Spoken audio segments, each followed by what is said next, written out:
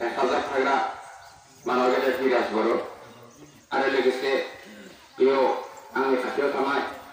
मानगोनां रायजो राजा नोंथांमोन दिनैनि बे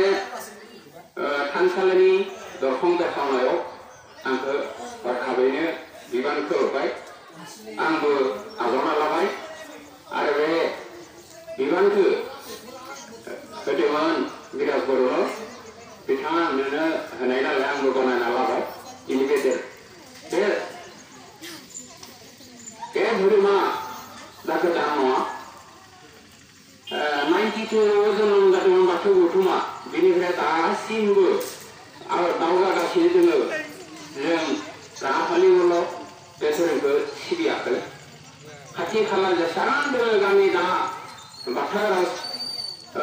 जोनोम जाबाय सिबिनायबा आराम्भ जाबाय आरो न'खर न'खर सिजौ गायनाया बांबोगासिनो जों नुनो मोनदों गावनियावसो धोरोम जों गुबुनाव हाबाखै आबै आबौ आइ आफा मुवा जिथु धोरोम सिबिदोंमोन बेखौनो जों सिबिगासिनो दङ आरो दिनै बे थामथि हाबाफारियाव आगान सुरदों आरो आं आनान गसाइ आफा बोराइ बाथौनि सेराव आरज गाबदों बे सानथामनि हाबाफारिया जाहाथे मोजाङै सोलिलाङो आफा बोराइ बाथौआ जोंखौ गासैबो बोर होनानै आंनि बे सुंद' बिबुंथिखौ एसेयावनो फोजोबनाय जाबाय खुलुमबाय।